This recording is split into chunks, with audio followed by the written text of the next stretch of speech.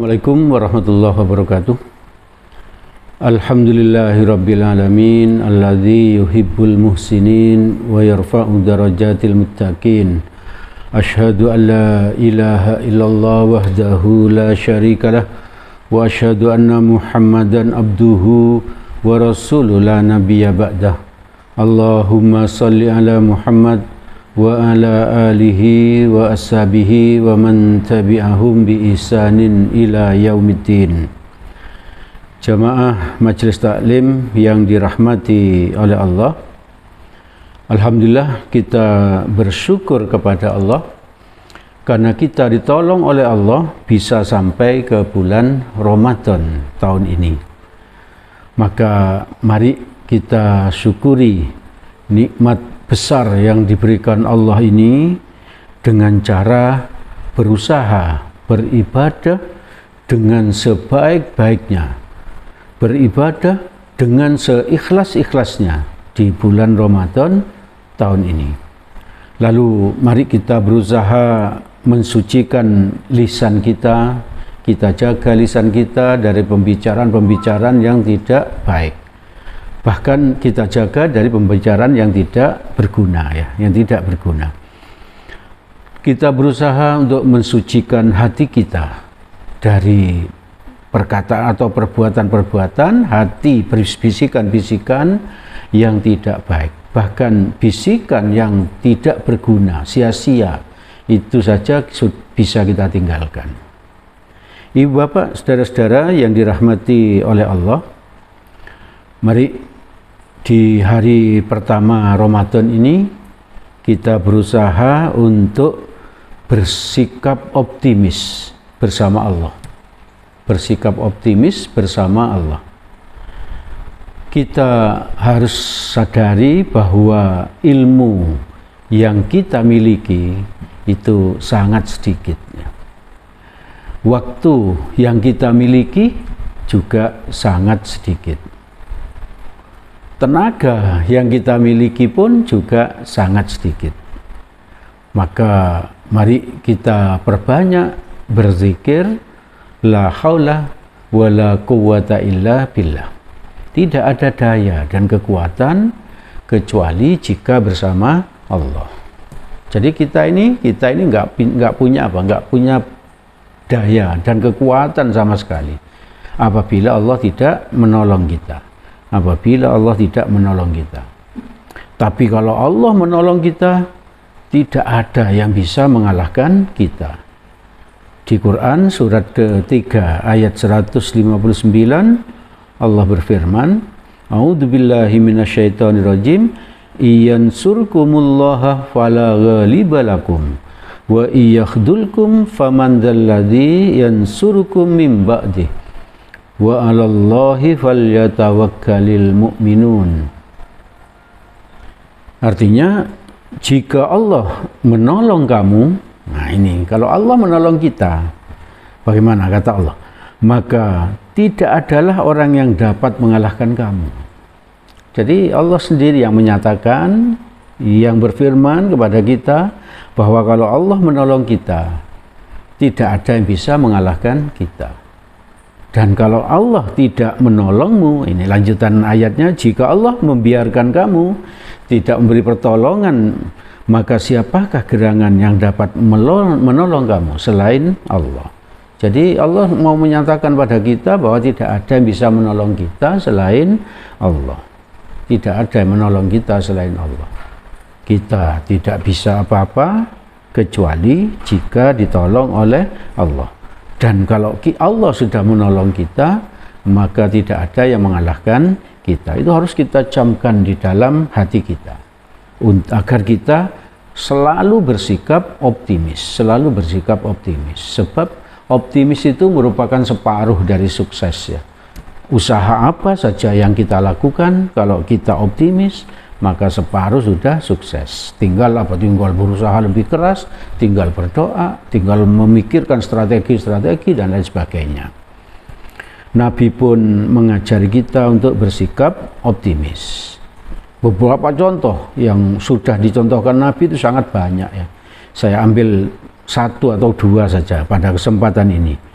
ketika hijrah, Nabi itu beristirahat di Gua Zur ya. Gua Zur itu sebetulnya tidak terlalu jauh dari Mekah ya, dari Mekah. Bapak Ibu yang sudah pernah haji, pernah umroh, insya Allah pernah diajak ke Gua Zur itu ya, ke Gua Zur itu. Tempat Nabi beristirahat ketika hijrah. Tempatnya tidak terlalu jauh dari Mekah. Jadi sebetulnya belum membutuhkan waktu istirahat. Tapi dalam rangka strategi waktu itu untuk menghilangkan jejak, maka Nabi beristirahat di situ bersama Abu Bakar yang menemani Nabi untuk hijrah. Nah, Gua Zur itu sebetulnya pendek saja itu. Andaikan itu waktu itu Abu Bakar itu pernah bilang begini, bahwa andaikan orang kafir yang mengejar dia itu melihat ke bawah itu, dari bawah itu Abu Bakar bisa melihat kaki-kaki dari orang kafir yang mengejar. Andaikan, kata Abu Bakar itu, orang kafir itu melihat ke bawah, maka mereka itu akan melihat Rasulullah. Tapi Allah menakdirkan mereka tidak melihat ke bawah. Karena mereka tidak melihat ke bawah. Kalau Allah menolong kita pasti beres ya, pasti beres. Nah, karena kekhawatiran itu Abu Bakar sampai bilang kepada Nabi, ketakutannya, wahai Nabi, kalau mereka itu melihat pada kita, nah tadinya itu maka apa?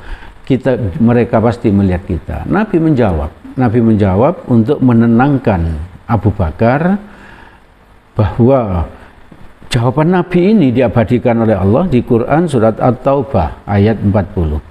A'udzubillahi minasyaitonirrajim, la tahzan innallaha ma'ana. Janganlah kamu khawatir, janganlah kamu takut, janganlah kamu berduka cita. Sesungguhnya Allah bersama kita. Jadi ini merupakan pelajaran optimis ya, pelajaran optimis dari Nabi ya, bahwa menghadapi apapun, menghadapi masalah apapun, kalau Allah bersama kita, maka kita jangan takut, jangan khawatir. Kalau Allah bersama kita, maka semua urusan pasti beres. Ini buktinya Nabi itu beres ya. Nabi itu selamat dari kejaran orang kafir. Ibu bapak, saudara-saudara yang dirahmati oleh Allah, kalau kita ini dalam hidup ini, di dalam menghadapi suatu permasalahan tidak optimis, maka di hati kita akan selalu ada rasa khawatir, akhirnya apa?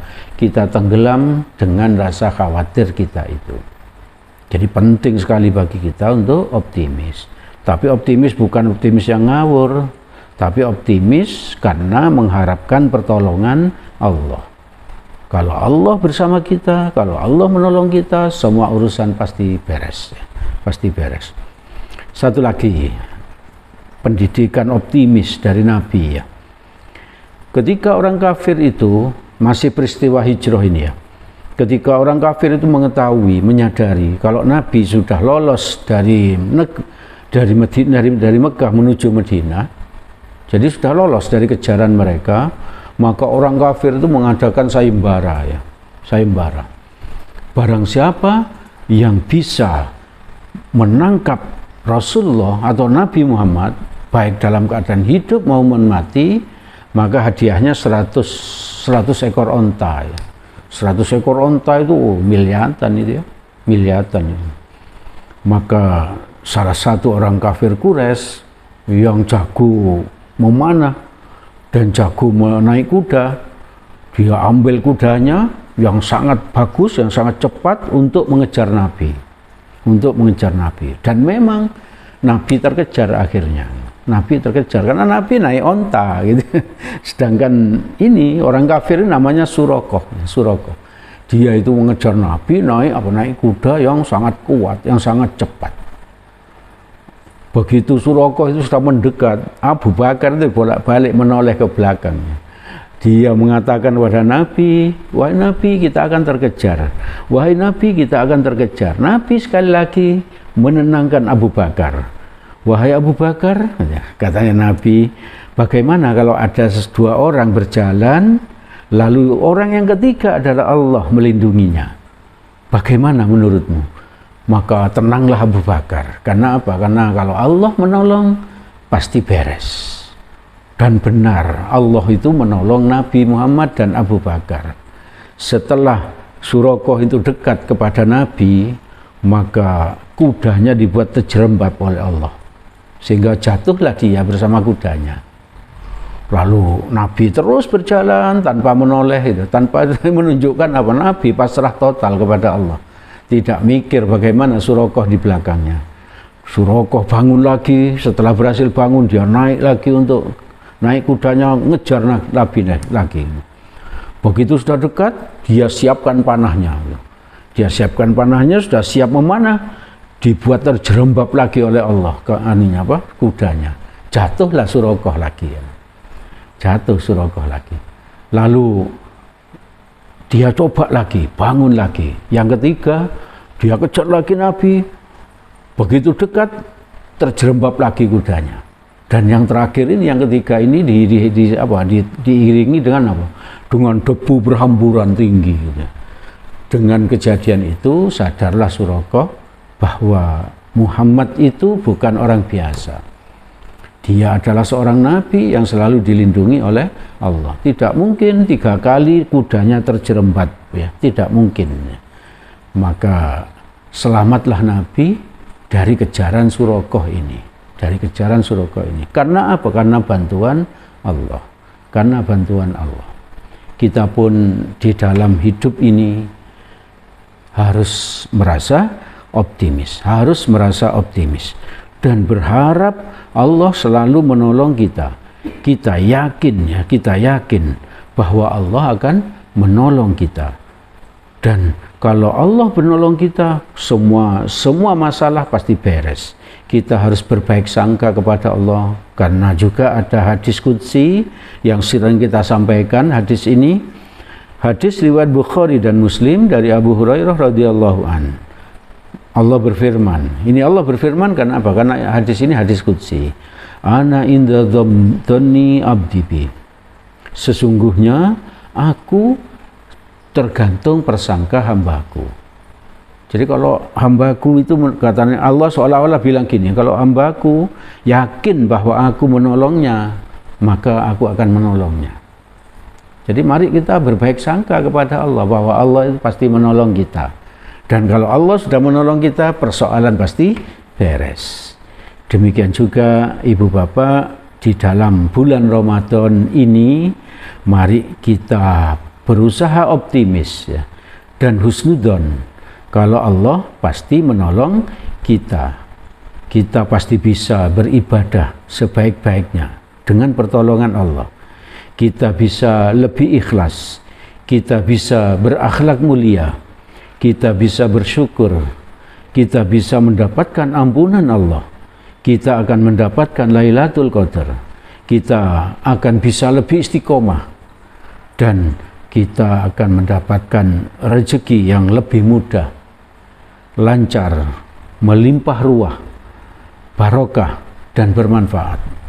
Kita yakin itu, ya. Karena apa? Karena kita berusaha taat kepada Allah, dan kita yakin bahwa Allah akan menolong kita. Ibu bapak, saudara-saudara yang dirahmati oleh Allah, itu yang bisa saya sampaikan di kesempatan hari pertama bulan Ramadan ini. Segala yang baik dan benar itu berasal dari Allah Subhanahu wa ta'ala. Semoga ada manfaatnya bagi kita. Semoga Allah menolong kita agar kita bisa mengamalkannya. Mari kita tutup dengan doa kafaratul majlis. Subhanakallahumma wa bihamdik, asyhadu an la ilaha illa anta, astaghfiruka wa atubu ilaik. Billahi taufik wal hidayah. Assalamualaikum warahmatullahi wabarakatuh.